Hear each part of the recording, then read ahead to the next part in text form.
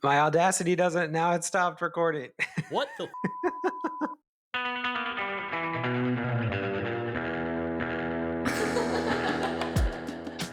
Welcome to Lost on Ice, the show about the show 20 years later.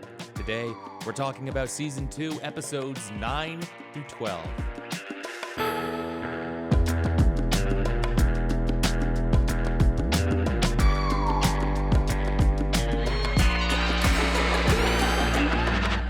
I'm Will, also here is Ben, and you can watch full episodes of the podcast on YouTube. Ben and I also release a bonus hangout show every week that can be found at patreon.com/Dr. Skeleton. Okay, Ben, I've got one question for you about this stretch of episodes. Have we hit the episode you said was so bad? No. No? Are you serious? Nope. It's like every episode I'm watching, like, okay, this has to be the worst one, right? This is the worst. This is the worst one. They're all fighting for the worst episode. But I'm a little. I'm not going to say that this is a great stretch of episodes, but I like at least one of the episodes of the 4 that we watched today. But I didn't sorry mind to hear. at least one of them. I think the one I hated the most is the last one, like Fire and Water, the Charlie episode. Sure. And I think that has cast a really strong shadow over the other 3. Because, like, I'm going back through my notes and I'm like, oh, this wasn't that bad. Like, whatever. But it just has lingered a little bit. And, yeah, I looked it up. Well, I didn't look at it. I saw on the Wikipedia page that this was ranked, that the Fire and Water episode was ranked second to last as far as good, like, it was the second worst episode of Lost according to the LA Times at some point. Sure. And yeah, it sucked really bad to me. Yeah. Dude, I want more island stuff. This interpersonal drama, like, okay, I'm down for character studies. Character studies can be and often are interesting as long as they're saying something like about the human condition, or there's some sort of connection outside of, like, it's just like, check out this outrageous thing this person did. That's just soap opera stuff if you're just doing that. And that's what's happening with some of these episodes. That's the problem that I had in the first season. It's not that I don't like there can be compelling stuff happening with characters. It's not like just a mystery that I want unraveled, but if it's not going to do the mystery and it's not going to do like interesting stuff outside of the characters, then I'm not there for it, man. We're in the doldrums right now. Sure. Yes. Maybe not the doldrums, but yeah. I get what you're saying. I get what you're saying. You messaged me about Charlie. Do you want to say what you messaged me? We got to put him down, dude. He's got to go. I wanted to hear it from you because I'll just admit up top, unrelated to our usual stuff. You messaged me that this week, and I went to this wedding. I've been really busy with work, so like I saw it at one point during the week, and my heart kind of sank a little bit, and I was like, oh, Will's pet, who I must have forgotten. And I was like, like, which pet? I was like, I don't remember him having a pet named Charlie. Because I literally said, like, we have to put Charlie down. Yeah. And like, I didn't do a good job because I didn't message you back. Because that's also a bad. Like, so I thought you had to put your dog down, and so I like ignored you for a week. No, I didn't, but I felt really bad about it this morning because I was at this wedding, finished up heading to the airport this morning, and I just remembered I never messaged you back because I saw it the first time, and I was like, oh, I feel really bad, but I feel really bad because I can't remember. I was like, I think I know the names of all of your pets, but I can't remember. That's why you felt bad? Not because I had to put my pet down, but just because you were like, couldn't remember the name of my pet? No, because I felt bad because you had to put your pet down, but also I couldn't think of the right thing to say in the moment because I couldn't remember I didn't just like I don't really remember this pet. But Charlie was a really good dog slash cat slash bird. Yeah. And so I just kind of like paused. I felt really sad uh for a while, and then I so it just kind of sat with me. And then I was thinking about it, and then I had downloaded these lost episodes to watch. So I was still thinking about that at the airport. And I was like, oh, I gotta say something to Will before we do the podcast, but I also have to finish these lost episodes. And then I start watching them. I'm like, oh yeah, he's definitely talking about this Charlie, the one that we talk about every single week, not Yeah. a mystery pet. Yeah. Also, yeah, let me check what I said. Oh, I did say we're going to have to put Charlie down. Okay. That does kind of sound like we need to Yeah. because also then I because then I followed it up with another thing you didn't respond to either, which would have been a real roller coaster, I think, for you as well. Like Will's really going through it. We don't need to get into Yeah. on the main show here. Remember, Yeah. hit up patreon.com/Dr. Skeleton. All right. But no, I'm talking about Charlie Pace. Is that his name? Yeah. Dominic Sure. Monaghan, dude. So Atticus is also watching this show, and his um his fiance is telling him that when the show was initially airing, apparently Charlie was received as a much more sympathetic character than we're seeing him now. So like I think there's like they're just like piling. There's like basically giving him no redeeming qualities, and I guess the intention is that you're supposed to still kind of root for him anyway. But that's not coming through for me. There's really nothing that I'm like digging about him at this point. Yeah. All right, like hopefully, Ben. I know you and I have this ongoing like I don't know competition on the show or rooting for different characters. Who's the best babysitter? Like I think Locke's the best babysitter. You think Sun's the best babysitter. I feel like we gotta agree that Charlie may be the worst babysitter. Definitely the worst babysitter. Okay. Yeah. We can agree on that.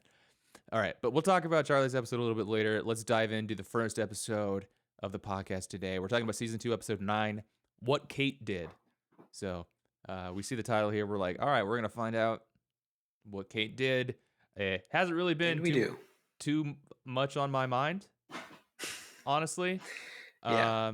I kind of had liked it a mystery, to be totally honest with you, which I know like probably doesn't square with my like I want to know about the mystery comment from earlier, but I was kind of digging just like I thought she made that comment earlier in season 1 like to Jack like whatever like blank slate sort of thing about like you know, you could have asked then that you missed that chance. And I kind of wanted that to apply to the audience too. Like, what if we just never knew exactly what she was up to?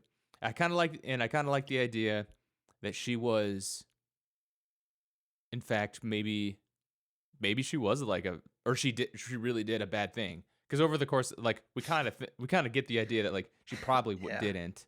And then in this episode, we see like it was kind of like a virtuous thing that she did, but I kind of hoped that you were hoping that it'd be a really evil thing. Not like a really evil thing, but like there are only so many bad things that Kate could like. I feel like it's pretty. There's only like one thing that she could really do on like a network television show. To be fair, you know, it's not like you're going to go back in time and it's like Kate was a notorious pedophile or something like that. Yeah, no, you know. I mean, she's gonna kill a person. We kind of knew that, right? Yeah. She already killed people. Yeah, I mean, she was kind of cool with the bank robbery stuff too. Like that was kind of in the zone where she was like, oh, she was kind of doing virtuous bank robbery, but she was like manipulating people and doing stuff like that. And I kind of was hoping it was going to stay in that realm, even though we knew that wouldn't be the sympathetic thing that you would start with. You know, nobody really has like a super sympathetic like. Yeah, and then this one time I was abused by my parents, and I had to rob a bank, and that's how this whole There are chain plenty of of events got very kicked off. sympathetic like robbing a bank movies though. Yeah, but it's usually not like your origin story, you know? That's true. Yeah, they're doing something else As for her to get kind of out of yeah. character of like, you know, yeah, whatever. Yeah. Okay. Well, let's get into actually what Kate did. Air date November 30th, 2005, directed by Paul Edwards, written by Stephen Maeda and Craig Wright. I keep wanting to read his name is Stephen Medea. Uh Medea goes to the island. That'd be Yeah. let's do that. That's a character study I'd be interested in. I do like I don't okay, sorry, you can begin the thing, but I'm probably gonna immediately stop you because I do really like the introduction to this episode. What's the intro? Well, folks, if you haven't seen it, imagine this external island, Exterior. Jin, external, what'd you say? Exterior. Exterior island. Jin Oh, the hat. Jin and Sun emerge from the uh, their tent thing, smiling as one does on network television when they've just had sex, and then continue I don't know to if that. I think they're just smile. happy to. No, they You think continue they're to. post coitus? They are doing big smiles. Jin does a little hairbrush back, and then he kind of does like a little flex, and It then was like weird that he like sniffed his fingers. I was like, that is unnecessary. Sun comes up behind him, gives him kind of like a hug from behind, and they're like smiling. Okay, then pan over to Hurley, who also still no one's talked at all. Hurley gives them a big smile from behind as well.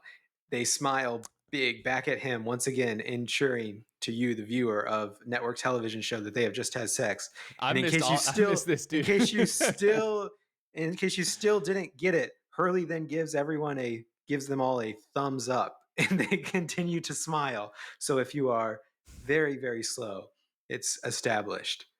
We have opened on post sex Jin and Sun. And then the rest of the episode happens Well, after that. it went over my head. I was just digging Jin's hat. I thought like he had a cool hat going. Yeah. Maybe you Anyway. watched the censored version. Maybe I did. So yeah, the synopsis that I'm about to read is just gonna like say what Kate did right off the bat. In the flashbacks, Kate Austen kills her abusive stepfather, Wayne Jansen, by blowing up his house. Yeah, the final little clause there is a big part of it, I would say. Yeah. You know? It is kind of funny. It is kind of fun. Like there are a lot of TV shows and movies where like someone kills like a, you know, abusive, or at least at this point implied to be abusive, like stepfather or father or something like that. A lot of them are, you know, you shoot them or you poison them or something like that. But no, she blows his ass up the entire house. Yeah, she like it's one of those while like he's asleep too. Yeah, could have done a lot of other things. While he's like drunk as hell. Yeah. Yeah, it's something that she like loosens some gas thing or whatever. I don't think we know exactly what it is, but the house fills with gas. He makes some comment about like smells kind of weird. He stumbles home like drunk, right? Like totally drunk. Also, okay, we remember her origin story is like Iowa based, so I think this is like supposed to be in Iowa again here. Yes, we're in Texas Roadhouse, Iowa. Yeah, basically. It does not feel like any kind of Iowa. Yeah, we're gonna meet her mom again soon in another Texas Roadhouse style. Yeah, in the Iowa diner that we all know and love, Roadside Diner. Her mom has an accent that's somewhere between like Southern sorority matron and Katharine Hepburn. It just kind of oscillates between them, which is exactly like everyone in Iowa sounds. I say, go Cyclones. Is that we talk here in the great state of Iowa? I was talking to somebody this weekend and I was telling them that I'm from Iowa, and They had so many questions about Ohio. Okay, so but yeah, Wayne Jansen like comes on to her and in the whole process, like, yeah, real nasty guy, and then yeah, she blows up the house, and then she goes to her mother's place of work, her diner. She confronts her mother Diane, revealing that she had taken out an insurance policy in Diane's name. So that's why she blew up the house, I suppose, is that she would also get the insurance money and she could get on out of there. Fictional characters love to, fumble the ball at the 1 yard line on this kind of Absolutely. stuff, Mm-hmm. Just keep it to yourself, my dude. Definitely. If this is advice to any fictional characters out there, if you're gonna do insurance fraud, keep it to yourself. It's really like, what are you even getting out of it, Kate? You get like No half a kidding. second of pleasure to yourself, but like and like best, that's like the best case. You kind of get that pleasure and it just passes over your mom's head and she's like, wow, my daughter's really looking out for me. I wonder if I'll learn about this mystery someday, but my daughter is quite an enigma, but she sure seems to love me. And then Right. go home, find your house has been, uh, bombed, and huh? Wow, it's I really guess somebody just good dropped a bomb coincidence. on my Yeah, here in the middle of Iowa, which was something my 7th grade teacher thought was going to happen after 9/11. bombs. Oh, okay. That they were going to bomb Iowa because tractors could be easily turned into tanks. Uh, Can they? I don't know. What's the actually? What was that? Killdozer. Do you I know? Are you was familiar with the Killdozer guy? Ben. I literally have a tab open on it right now. I was just talking about it with Atticus, Nice. Yeah. which it isn't. Maybe I shouldn't say that on the podcast. Oh yeah, did you? Like, once Are you again familiar fumbling with at the page 4, 1 yard line? paragraph 2 of his manifesto? Yeah, we were just. I Yeah. was. To be clear, I was kind of. Well, maybe this doesn't clear anything up. This doesn't help my case, but I'm kind of surprised you don't see that kind of thing more often. Killdozer. Yeah, killdozer style Well, situations yeah, especially in Iowa. If here in it Iowa. sounds like we could be turning them into that. Yeah. Mm-hmm. What were we talking about? The Okay. house gets blown up. She Yes. tells her mom. No need to You get tell the your idea. mom. No need to tell your Yeah. mom. When Kate tries to flee, her mother turns her in, leading to her arrest by U.S. Marshal Edward Mars. During her transport, Kate escapes after a car crash caused by a black horse crossing the road.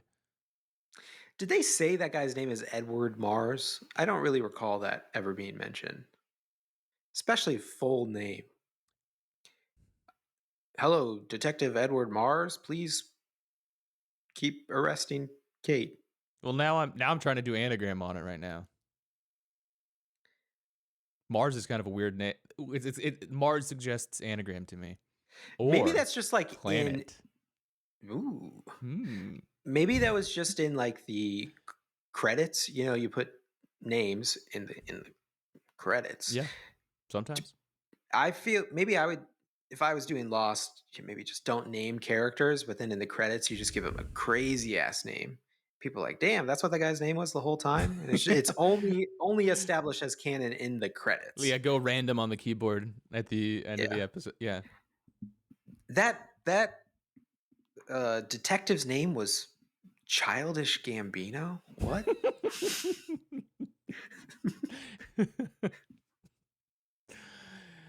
All right. Kate later. Future. It's 2004. Yeah. Future rapper. A young Donald Glover looking up at the TV. He named He's himself. probably like already working for 30 Rock or something. Yeah. She later visits her real father, Sergeant Major Sam Austin, who reveals that he had always known Wayne was her biological father, but kept it secret to protect her. He reluctantly agrees to give Kate a 1-hour head start before calling the authorities. On the island, Kate is shocked to see a black horse in the jungle. She returns to the Swan Station, the bunker, to care for Sawyer, who is unconscious. At Shannon's funeral, Saeed struggles to speak, only managing to express that he loved her. He's he's upset that the LAPD gunned down his child bride. And, that'll give you the Yeah. tears for a little while. He does. Yeah, he is stammering quite a bit. Where he's like, but he also starts off with like a little bit of backtracking where he's like Shannon and I were just strangers. We became friends, and people thought that was strange. And Yeah, he's actually, doing a lot of, we thought it was. I know what it looked like. Yeah. He's like, yeah, At the funeral, I can explain. People thought it was strange that we became friends, and we actually always thought that was funny because people thought that maybe we were dating, and we just thought that was funny because that's definitely not what we were doing.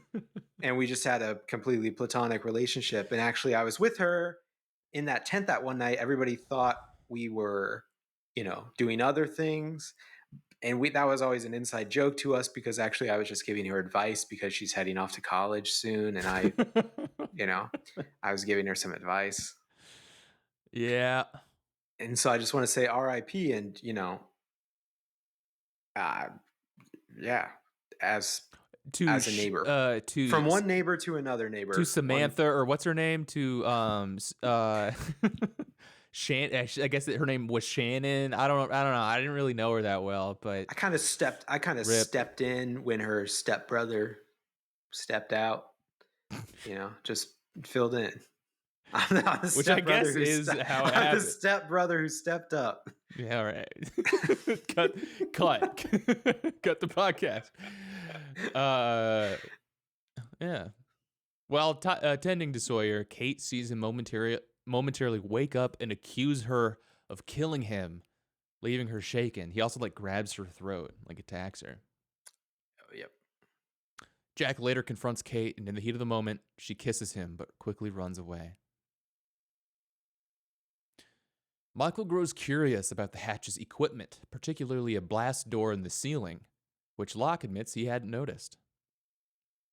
Michael is doing a lot of noticing in this. He's doing a lot of noticing. Episode. He's looking around. He's peeping. Yeah. Yeah. Locke later shows the Dharma orientation film to Michael and Echo, explaining the routine of entering the code. Meanwhile, Saeed finds Kate at Shannon's grave, where she confesses she feels like she's going crazy. Saeed shares that he saw Walt before Shannon's death and questions his own sanity. In the hatch, Echo reveals a hidden reel of film found in a Bible, which Locke recognizes. I thought that was cool. I don't want to give it away too much, but I love Echo's one of my favorite characters in the series. I like his episode a lot, the next one, and I like his story here. And I will just say again, now that it's become completely on the nose, and especially in the next episode, in this series of 4 episodes, it is 100% on the nose. But mind you, I've been saying for a while now, Lost is Lost. What if it was all just about Catholicism? I think. Well, yeah, I guess a big question I had about Lost generally, and I guess Damon Lindelof in particular, is do you think that he has any sort of interest in religion or religious symbolism or anything? I'm maybe picking up a little bit maybe that's something that he would like to explore in some of his work on occasion. I don't know. Maybe in future projects he'll get into that a little bit more, but we're just getting the barest hints that maybe he's into Christianity. Yeah. As a plot thing. Meanwhile, Kate believes Wayne's ghost has possessed Sawyer and tearfully confesses that she killed him because she couldn't bear knowing he was his real father. At some point, Hurley says transference about something. I can't remember what he says that about, but I wrote it down. Really good note taking. I wrote transference !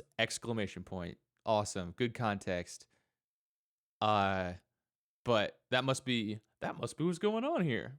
A little bit of transference. Afterward, Sawyer wakes up fully himself again, having heard her confession. Outside, Kate and Sawyer see the Black Horse together, confirming its existence. Or sharing a vision. Again, now, there's the black horse ends up being established to be the thing that Kate saw in Iowa. Uh, Iowa, not really a horse place. Am I wrong about that? Do you disagree on that? I saw a beautiful field of horses today driving home from Wisconsin. It was in Wisconsin. There are horses here Okay, for sure, there but are horses, yeah, yeah, but it's not but it's like not a horse place. no. It's more like a like, oh look, horses. That's what you would do if you see Yeah, them. It's you would much more. You would obviously just see like cows way more pigs. frequently, or Yeah, pigs, or actually corn. Like that, you're just gonna see a shitload of actually, corn. yeah, Yeah. yeah, None of this like there's not a lot of grazing going on for the longhorn cattle that yeah, the gang seems to be what's under the impression that's what's going on here. yeah. Later, Michael discovers the computer receiving mysterious messages. This is my favorite part where Michael gets fished. Yeah. It's a strange, yeah, strange way to put it. That's what you would say to the Geek Squad guy when he's like, "Yeah, I just discovered that my computer is filled with lots of malware from really sketchy porn sites or something like that. I just kind of ran across it." Yeah, yeah. I love the computer UI. Like it looks like this, retro terminal kind of stuff, but it's also got this like weird like serif font that I don't know if I've uh Yeah. seen too much. Um eh, Everyone types in like Full punctuation, perfect full punctuation. Yes. Yeah. Down to, I think when Michael says okay, they do like a capital O, capital yeah. period K and then question mark Like without the when second when you period. you think you're talking to your son, uh it's like hello, comma, are you period K, question mark. He's like just spell checking it. Yeah, getting a proofreader because okay, yeah, he types his name and the computer responds to the chilling message. Dad? Dad? Um so Also that's the end something that of you don't really say when you're talking on the computer to yeah. someone, There's not a lot of like a dad is sort of a reaction when you like are rubbing your eyes to make sure you've seen the right thing in person or you've heard something correctly. Right. Getting a message from dad@gmail.com and you're like, Dad? Dad? Is that you? It's Yes. like replying to like a text message that says, "I didn't hear you. Can you repeat that?" Yeah. Scroll up. Um okay, stray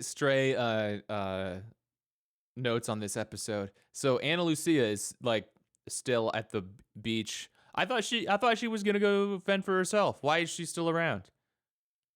I got to say, she I can't mean, camp at my beach. I would be typical perhaps cop yeah. behavior. Yeah, seriously. No, Not on I my mean, I beach. mean the not following through is the to cop behavior. Yeah, I don't know.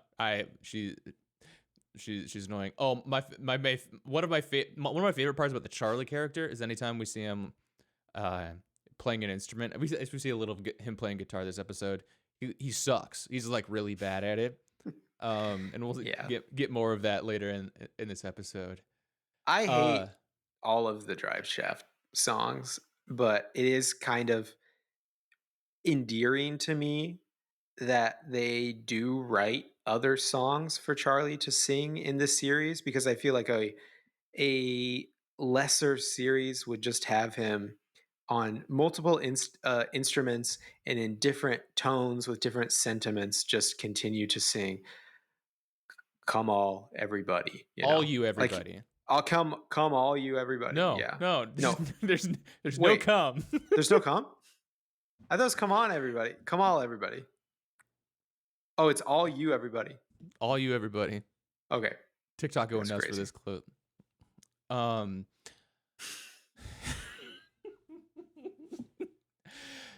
No, it's all you everybody. And we just Yeah. kind of just hear that. He sucks at guitar. Okay, the other part is that Rose's husband's Bernard is white. That was a good Hurley Yeah. line. It I was feel like, like that was to address the audience because a lot of people were watching it and feeling like it had gone unaddressed. They're like, it's been like 5 episodes now and they haven't addressed that fact. a plot hole. Plot There's a hole. black person and a white person who are in a relationship. Like everybody. There's a lot. Yeah, there are a lot of people that are like writing in. Are you going to Yeah. address this? Somebody Yeah. has to say So far, something. So they the just have biggest Hurley show mystery up of for the 5 show seconds. of Lost. So yeah. Yeah. Tom Hanks in Elvis voice. He's what? Um, so I do have some production notes on this. I do have Okay. a little bit behind the scenes here. Hurley comments that he did not expect Rose's husband to be white before Jack quickly changes the subject. The producers felt it was important to address that they are an interracial couple and that Hurley was saying what the audience would be thinking. Okay. Caldwell, who L. Scott Caldwell, who plays Rose, agreed with them and thought it would be odd if the issue was not addressed. Sam Anderson, who plays Bernard, also was glad that Hurley brought up the issue and liked that Jack did not pay any attention. So I guess everybody was like, "We gotta talk about it." Wait, so the names didn't catch me at first. The real actors and actresses were like, we've got to address this. Yes. That's crazy. I know. That's insane. I mean, okay. I could. Who knows? I don't know what their exact comments were. Like, this is summarized in a Wikipedia article. It could be one of those things where, like, in an interview, some hack journalist or something just said, like, "So you're an interracial marriage," and they're like, "Oh yeah, it's something that we thought would be important to like have representation on TV," and they should just say something that like gets turned into like we wanted to address it or something. But like, it's weird that the producers like insisted on addressing it. Yeah. Like of the things that like we're meant to connect the dots on in this show, like that one really needs to be spelled out. Like, is there a trick somehow? Is there some sort of extra twist to this? Oh, I get it. Everyone's imagining. Yeah. It's an island of imagination. Okay. Yeah. Is there like was there like a race swapped tail section or something where like actually like they went through the portal and like there's like an island where there's like a black version of Jack and a white version of Michael or something, and like they're like crossed into the other, race Maybe here. maybe they're just reading on the forums, the Usenet forums of 2004, and all conversation of the Lost Heads has pivoted to that as the biggest clue in the series so far. And like, Yeah. okay, we've got to address this so that we can get people back on track with move the on. real Like, mystery. We're gonna spend 5 more seasons. You guys are pretty distracted. Yeah. Okay, question for you. Would you run away from Kate's crime? Would you like run away from a crime? I would. Or would you If I committed a crime, yeah, I guess I would run away. Yeah, I feel like I wouldn't do.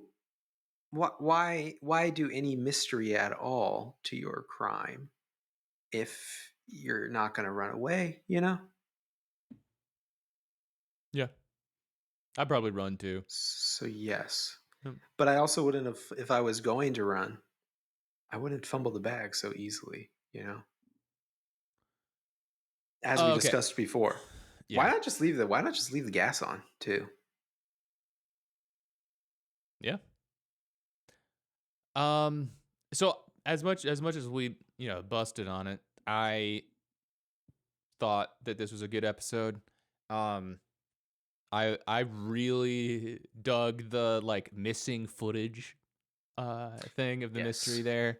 And I'm kind of mad that the synopsis didn't get into that, but like what was the important missing footage was of the orientation film was like, don't use the computer for anything else. Yes. Right. Which is confusing because now I'll say I don't quite remember where this goes longer term. It hasn't fully come back to me yet. And so I was when they did that part, I was expecting something else. And so I was thinking to myself, doesn't did what did they learn? What else did they learn by getting that extra thing? Because that would have been my It was takeaway. a little underwhelming to me in the moment.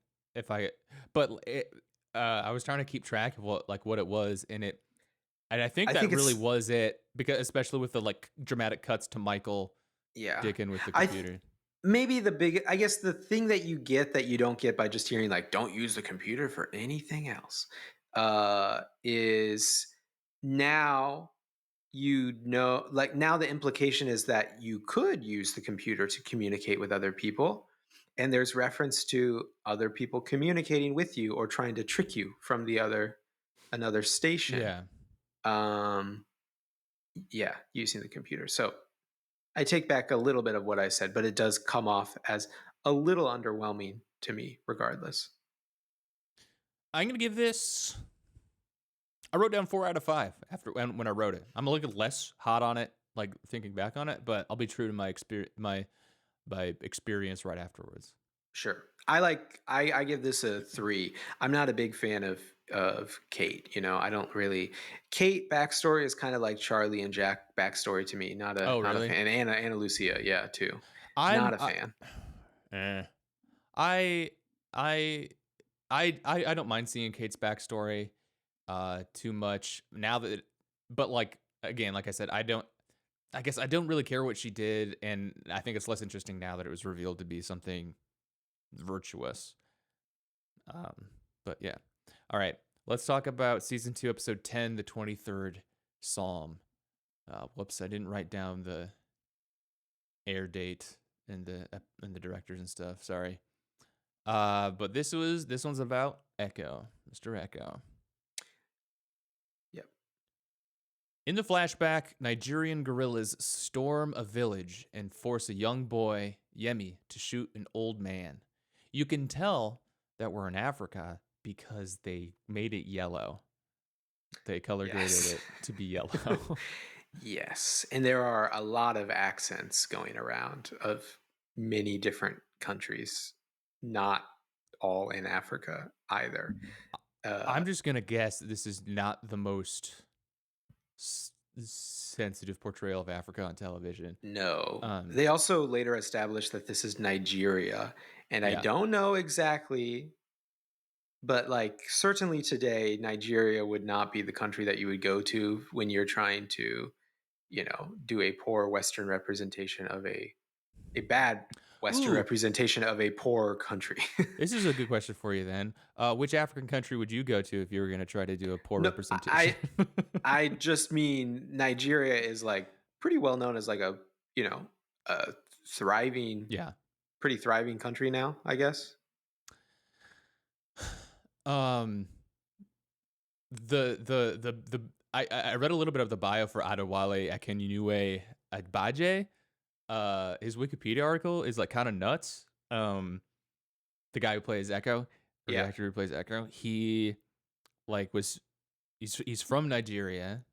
His birth parents sent him to England to study acting. Um, and like his foster family adopted like 10 kids from Africa and like could Mhm. not pay for it. And Mm. he was like faced like major racism, um, like skinheads in his neighborhood that he like was, beat up by and stuff. And then like the Wikipedia article says that he later like he like stood up to them and then like won their respect and then aligned with them. I'm not really sure on what, but then he went back to Nigeria because they like the family couldn't like support it. And then but then he had trouble assimilating back in Nigeria. So then he went back to England and like got into acting and all that. And he was in Oz eventually, and he was in this and a ton of other stuff too. But like I don't know. He has a wild bio. Mm. So okay, anyway.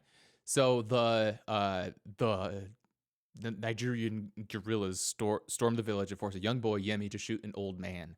Yemi hesitates, so his older brother, Echo, takes the gun and kills the man to protect Yemi. The guerrillas, impressed, recruit Echo and tear off his Christian cross, which Yemi keeps. Years later, Echo becomes a warlord. Okay, does he? The Seems gangster. that's a little, that's kind of like when people call every Russian person an oligarch, you know? It's like, Right. that's a little racist, like sort of. a Something's criminal. off. He's like doing some organized crime. Yeah. Who amongst us? And He's got strikes a like deal. two guys that work for him or something. Yeah. Two guys does not a warlord make, Mm-mm. is the saying. It's like a war baron. And strikes a deal with drug dealers to smuggle heroin out of the country. He seeks help from his brother Yemi, who has become a priest in the meantime, requesting use of a plane for drug transport disguised as a UN relief mission. And he has, well, actually not a UN relief. That's incorrect. A Catholic relief mission. That's is true. what he wants. Yes. Actually, All right, you were not Wikipedia. paying attention. Once again, Mr. Wikipedia editor. I really like Echo's. He's got a mega mind argument for his It's so priest good. brother. He is Get like, the drugs you out should. of the country. Yeah, give me the plane so I can take the drugs out of the country. I'm trying to get rid of the drugs. This is actually helping. Yeah. Yeah. So our It's people so good. don't do the drugs. Yeah. Yeah. It's so good. That is a really good. Yeah. Worth a shot. I don't know. It's hard to argue with. Yeah. Echo offers money for a polio vaccine, but Yemi refuses. Echo threatens to have Yemi's church burned unless he signs ordination papers for Echo and his men, forcing Yemi to comply. Because only Catholic priests can fly planes. Yeah.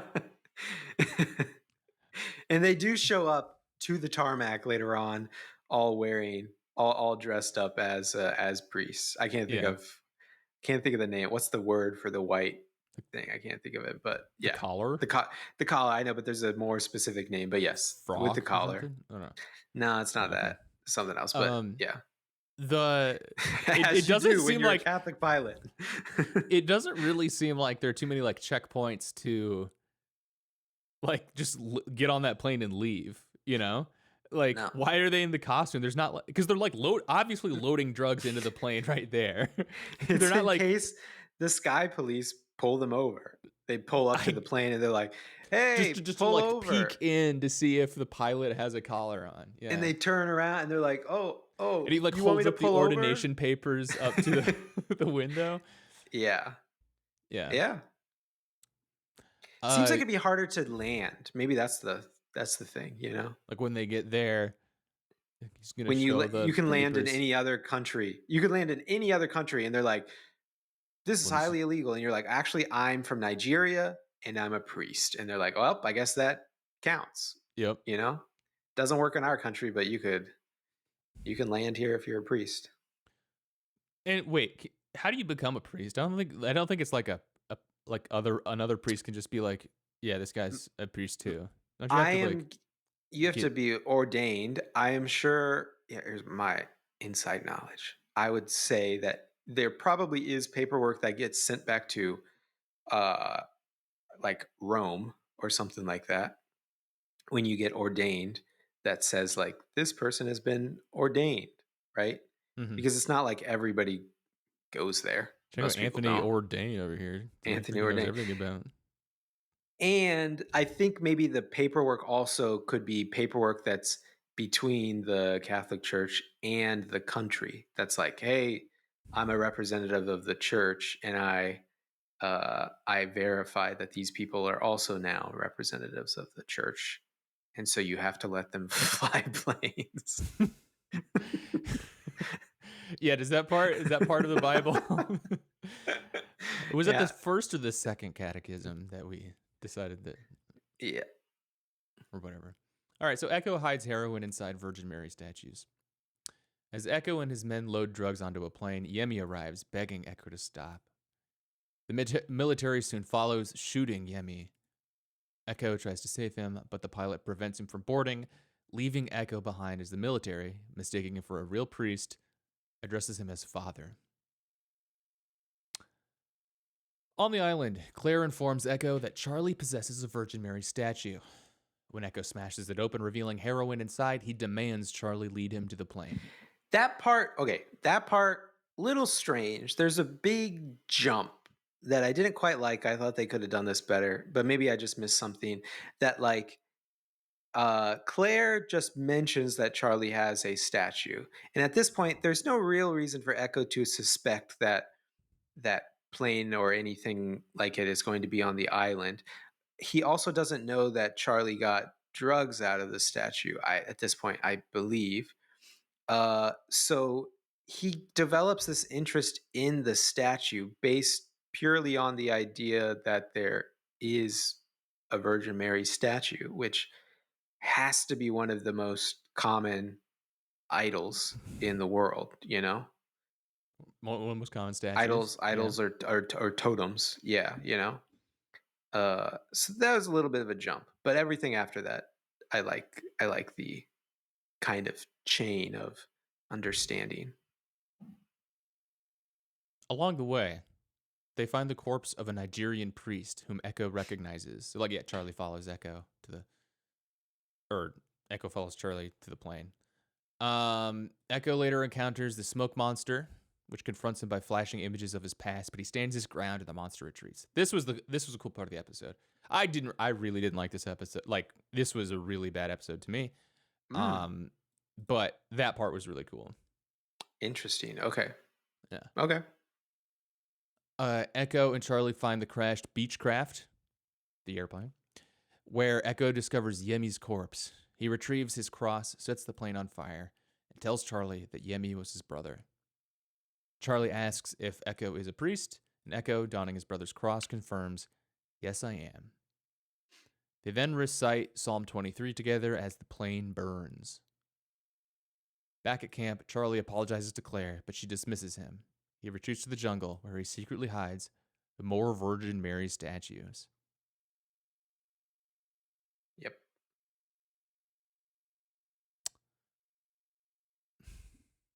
Well, okay, maybe it was the part where, like, Claire was like, Charlie's also religious. Maybe you should talk to him. He's got that statue. Like, that's Yeah. where the connection came from. But there's no. But why would you be like, wow, he's got a Virgin Mary statue? No, that's true. In this neck of the world? Yeah. We only have those in Nigeria, in my hometown. We don't know why Echoes was on flight 815 yet, right? Nope. Okay. Nope. I'm going to give this a, oh, what?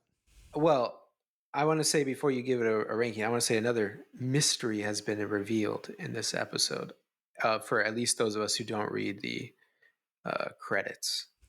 Echo is spelled with a K instead of a CH. Yep. That's all I had to say. Mm-hmm. That was a big surprise for me. I also feel like it needs to be addressed, similar to the Bernard and his wife thing. We read the Flight earlier. Manifest, and it's spelled with a K. It's spelled with a K. Yeah. Okay, what are you going to give? What are you giving the episode? 2 out of 5. I'm giving this. I might give this one a 5-star. That's fucking crazy. I really like this episode. I like Echo. Like I said, I like it. I think this is one of the best. Let's call it like, Echo has a good line in this, or maybe the previous episode, where he says, "Don't mistake fate for coincidence." It's the previous one. It's the previous one. Don't mistake coincidence with fate. Yeah. Yeah. And yeah, I thought about that a lot watching this one. Like it's a good example of coincidence or fate. One of the best ones so far, I think. I really like his story, and I like all of the pieces of him that have kind of made it to the island. Okay. Yeah. I don't mind Echo as a character, I guess, but like I don't know. I also didn't write a lot of notes for this one too. I think I'm just tired of the show. Doesn't bode well. Yep. Oh, I guess I wish they used something else for target practice rather than a jar of mayonnaise. That's another thing I wrote down. I thought it said ranch on the side. Whatever it was. Yeah. Wait, why? Is there I don't really understand what you're getting at with that. Oh, just like I think it's wasting food, and it. I mean, yeah, seeing Oh. ranch spill out makes my mayo ass. It Sad. cuts deep. Yeah. Okay. Hmm. This episode is brought to you by us. Thanks for listening to the podcast. It's a lot of work to put these video episodes together. We went through some trials and tribulations getting this going today. So if you'd like to support us, please consider subscribing to our YouTube channel. This is usually the part of a podcast where you hear an advertisement, but please consider this. The perverts at Apple made this thing where you can set up an alias email to protect your personal address, but this would only be useful if it actually forwarded to the fucking, like, your real email address. I'm so happy I spent hundreds of dollars on a camera backpack that I will never receive because the leering creeps at Apple can't make their stupid phone work. Thanks, Apple. Season 2, Episode 11, The Hunting Party. Air date January 18th, 2005, directed by Stephen Williams. Written by Elizabeth Sarnoff and Christina M. Kem. In the flashback, Jack Shepard and his father, Christian, discuss a risky surgery for an Italian man, Angelo, who has a spinal tumor. Christian advises... I don't know. This is a goofy duo in there. Weird old Italian man and his bombshell daughter are in there asking for help. The two surgeon dads. The two surgeon dads who are like fumbling around awkwardly. Just, oh ma'am, yes, hello, yes, can I get you some water? Christian advises against the operation, but Angelo's daughter, Gabriella, requests Jack to perform the surgery, inspired by the miraculous recovery of Jack's wife, Sarah. We don't want you. We want you. Mm-hmm. We want the boy.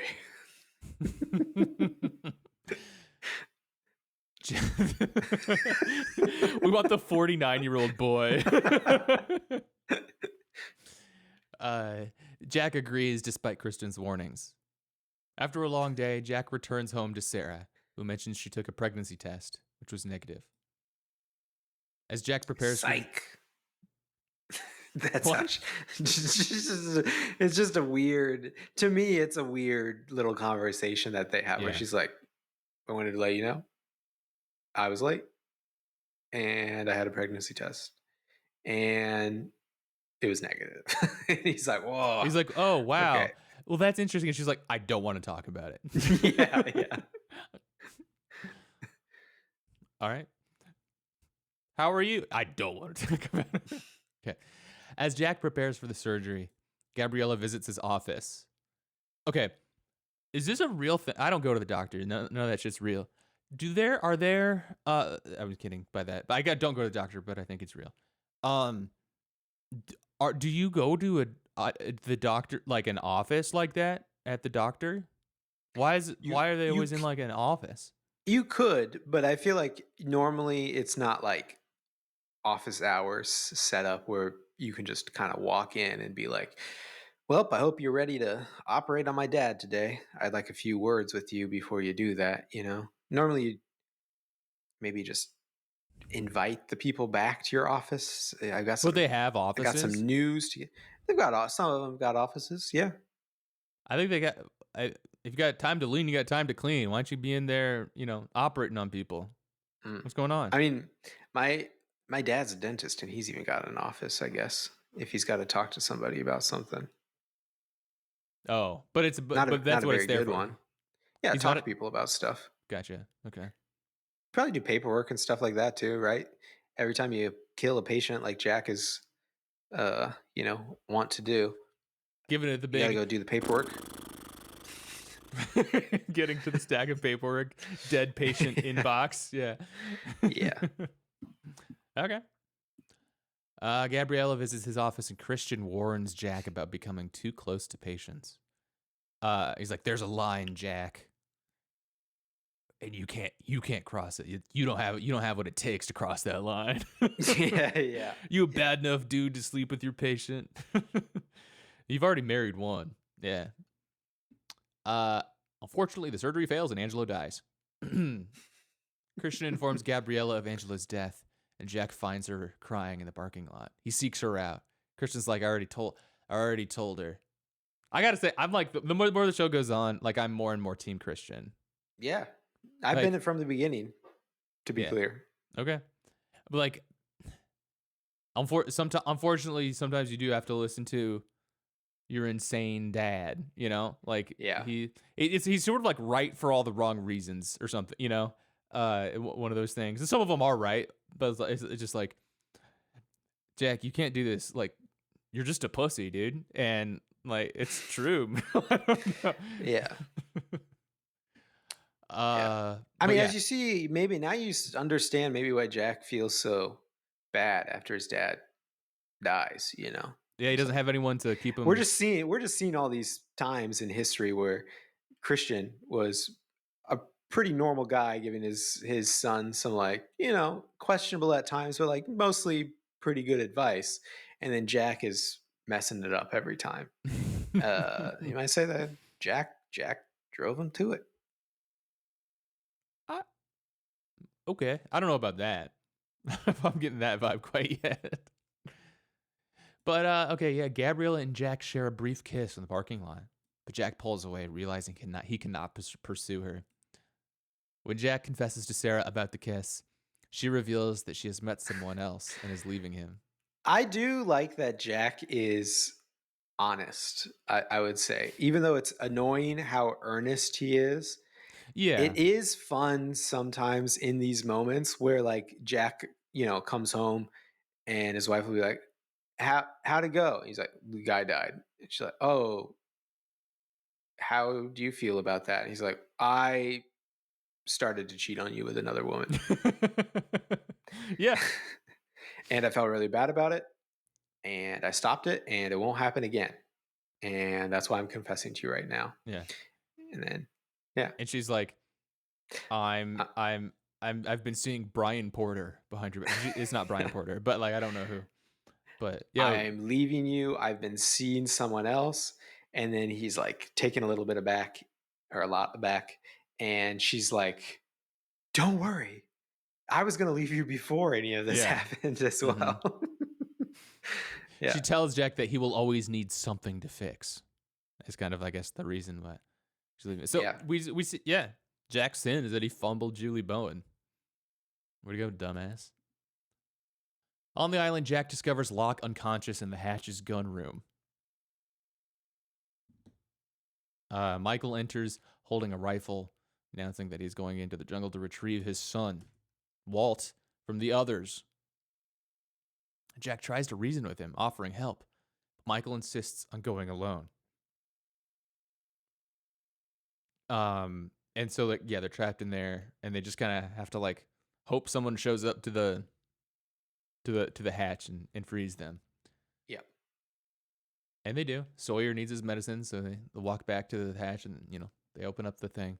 Jack, Locke, and Sawyer pursue Michael after being freed by Kate and Sawyer.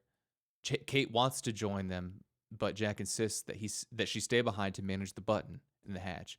Jack's going Jack mode.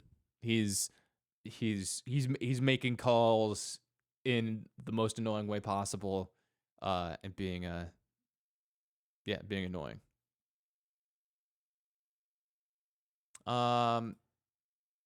During the search, they hear gunshots and find evidence of Michael's presence. That night, a man with a beard confronts them, revealing he is a part of the group that took Walt. Man knows personal details about them and warns they are only allowed on the island because the others let them stay.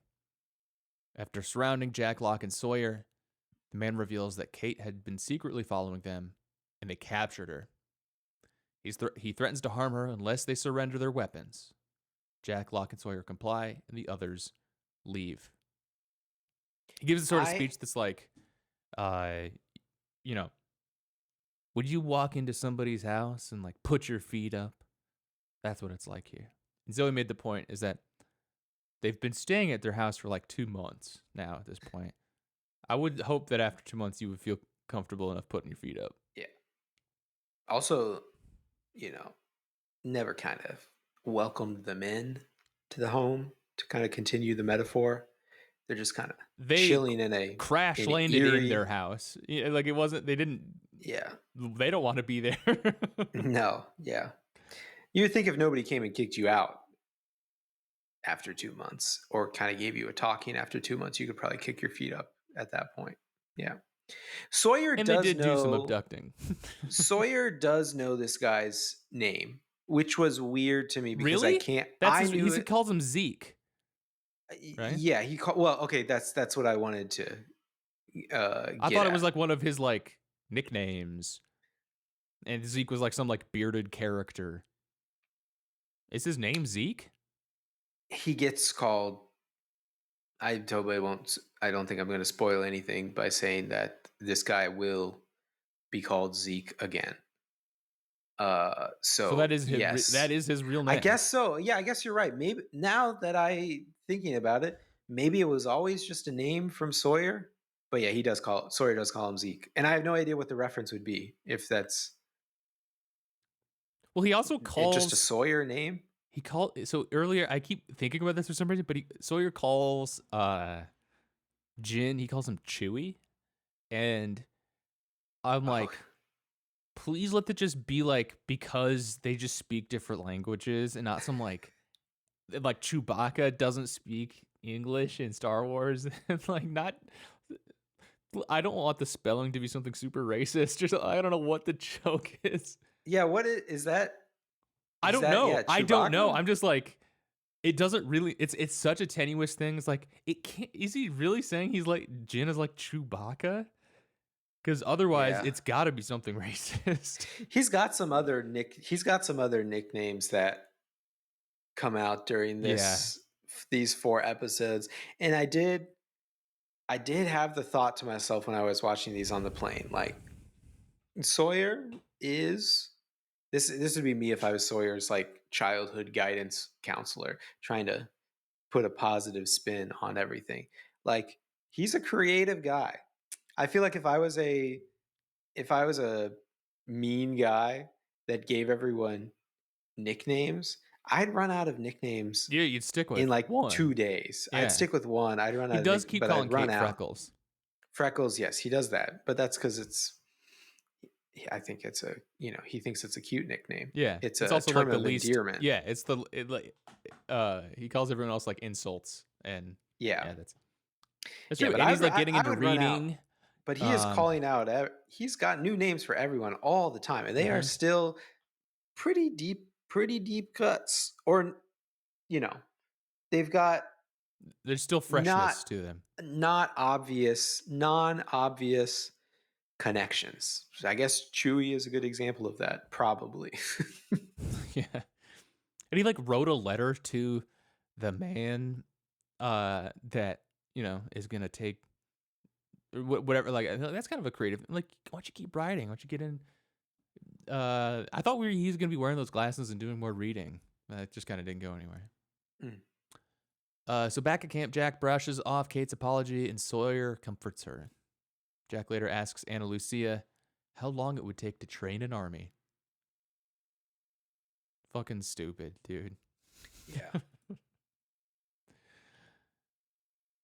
I'm gonna say 3 out of 5. Stuff happened, at least some more. The others, although, like, yeah, I don't know. It's a classico mad at Jack.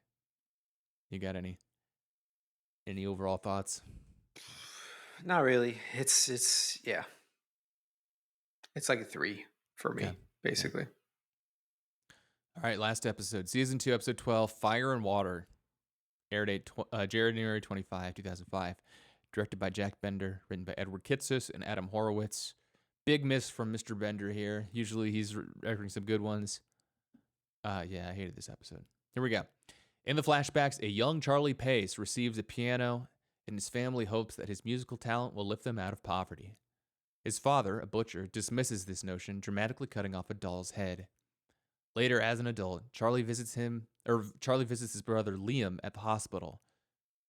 No. Later, as an adult, Charlie visits Liam's wife at the hospital, where I guess his girlfriend. Liam's girlfriend Karen has given birth to a daughter, Megan, named after Charlie and Liam's mom.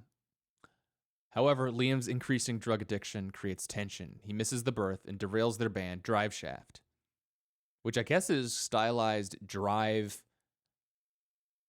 Drive Shaft, all one word, but Shaft is capitalized, all caps. Like Drive the Shaft. guy. Yeah, like the guy, Shaft, the guy. Does he spell his name with all caps? I feel like it's spelled with all caps. Maybe you're just always shouting it. When Karen throws Liam out, he goes to Charlie, but betrays his trust by secretly selling Charlie's piano to fund a trip to Australia for rehab. On the island, Charlie has a vivid dream where he sees Aaron's cradle floating in the ocean and swims out to save him. Charlie and Claire's mother, dressed as angels, urge him to save the baby, while Hurley appears as John the Baptist. Charlie wakes up holding Aaron on the beach with no memory of how he got there. Claire, panicked, slaps him and takes Aaron away. Yeah, he's stealing the baby. What do they mean that Hurley appears? This is I've been trying to do the Catholic reading of Lost forever, but what do they mean that he appears as John the Baptist? I'm actually not really sure what the specific thing that would tip you off to him specifically being John the Baptist would be. I don't remember exactly. Baptism is a big deal in this episode, so but I don't know what he did in that particular scene. Yeah, I'm with you. Yeah, I don't really know it. Yeah, what would help you pick out John the Baptist in anything, unless it was an action that he was taking that would help you. But whatever. Okay. Well, I mean, they're recreating paintings. I guess that's true. I guess that would help. Painting of J the B. Help a lot. Yeah. JB. Fair enough. Charlie tells Echo about his dreams, and Echo suggests that they might be telling Charlie to save the baby. No shit. Charlie interprets this to mean Aaron needs to be baptized. However, Claire no longer trusts him after discovering his lies. Charlie, struggling with his past demons, goes to retrieve his hidden stash of heroin-filled Virgin Mary statues, but Locke follows him and confiscates them. Locke stores the statues in the hatch, securing them alongside the guns, which I thought was funny, and just, I guess, in case you need heroin later. Yeah. Dude, I gotta say. All right, I'll give this point later, at the end. That night, Charlie creates a diversion by starting a fire and then steals Aaron from the crib. He attempts to baptize the baby in the ocean, but Claire notices and stops him. Charlie insists that he is trying to save the baby, but Locke intervenes and forces him to return Aaron to Charlie, and then punches him several times, knocks him into the surf. The episode ends with Claire seeking out Echo to baptize both her and Aaron, marking a resolution to her fears. Dude, I gotta say, Locke is racking up good babysitter points in this. You can't deny that. I forgot to call this out earlier, but Sun also was doing a really good job as well. She is always the first person to arrive when anybody's screaming, like in this instance as well. Actually, I guess Locke runs, but he was closer.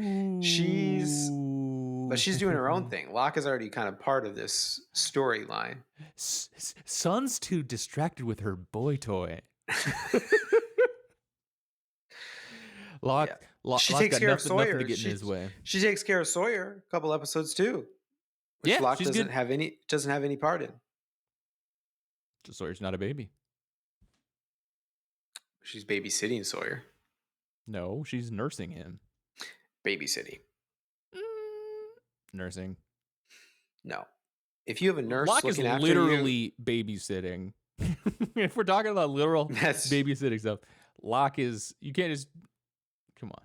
well, I feel like they make He's a big getting deal the out points. of. He gets I big feel like points for that. Sun is definitely doing that as well, but because she's a woman, You're just and assuming she's doing that off screen because she's a no, woman? she is doing that. No, I'm saying she's not getting credit for it because she's a woman and it was written by a bunch of guys, and they're not giving credit to her.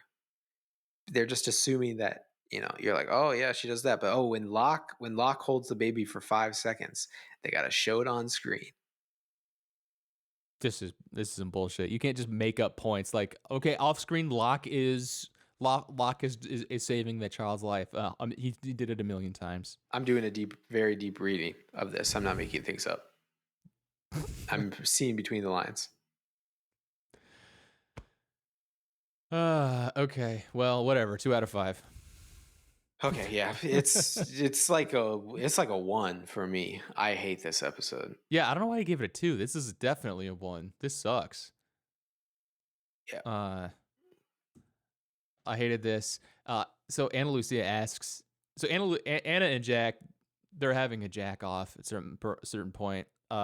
She asks Jack if he's hitting that in reference to Kate. Once again, reminding you, in case you forgot, that Ana Lucia is a cop. Yep. Because she has the most dumbest vocabulary of anybody on the island. Yeah. My friend. Yeah. Why isn't everybody talking about the others? How come nobody talks about what's going on? They ask quietly sometimes, right? To one another. Though sometimes they call them, which is annoying. Give them a name. Give them a name other than the others and them. Give them a specific name. You can even say the others, though. Or some, I don't know. The cut on Charlie's face didn't need stitches. Say that. It's crazy how much Damon Lindelof leveled up for Leftovers, dude.